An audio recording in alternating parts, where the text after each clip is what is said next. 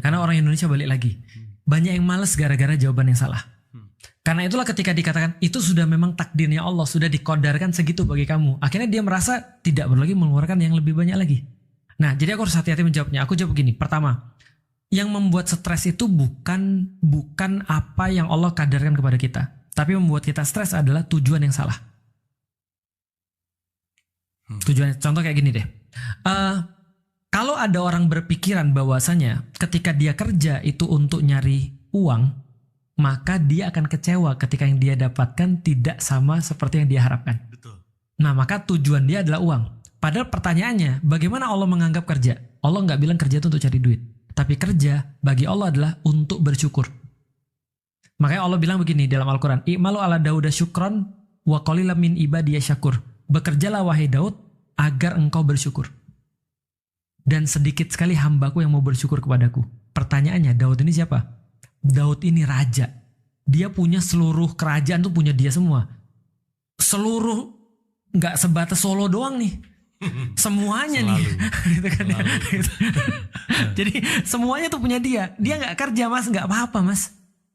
Dia nggak kerja, tapi Allah bilang kerja supaya itu tanda syukurmu. Karena kalau kamu sudah dikasih tangan, sudah dikasih otak, sudah dikasih segala macam, kamu nggak memanfaatkan, berarti kamu nggak bersyukur. Berarti kerjamu untuk bersyukur. Berarti kerja bukan untuk nyari rezeki.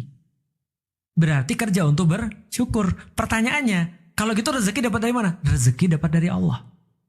Dan tidak ada hubungannya dengan kerja.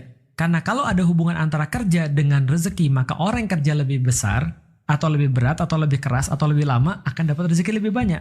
Itu kan kausalitasnya begitu kan ya. Nah, karena itu dia kecewa tuh. Karena dia pikir kausalitas kerja adalah rezeki. Padahal rezeki itu sudah dari dulu begitu. Problemnya adalah aku juga nggak mau orang sampai malas. Karena orang malas akan mengatakan bahwasanya ya memang sudah segini, padahal dia bisa lebih. Maka orang Islam, pertama, dia nggak ngaitin antara kerja sama rezeki. Karena rezeki datang Allah, maka dia akan bersyukur sebanyak-banyaknya. Karena dia tahu dia bersyukur sebanyak-banyaknya, maka dia akan dapat apa yang diinginkan dari kerja itu. Yaitu adalah kebaikan yang Allah kasih kepada dia, melalui syukurnya dia. Sementara rezeki dia sudah tahu Allah tidak akan mungkin matiin dia kecuali rezekinya udah selesai. Jadi nggak ada hubungannya. Jadi jangan disambungin. Kalau disambungin orang, cuma segini dapatnya, sedih. Atau cuma segini, ya udah terima aja. Itu juga nggak benar juga. Tapi beda mas. Dari begitu banyak episode Ustaz, yang ini paling bikin kepala saya pusing nih Ustaz. Iya. Karena di kepala saya ingin, nah ini salah tujuan nih. Saya stres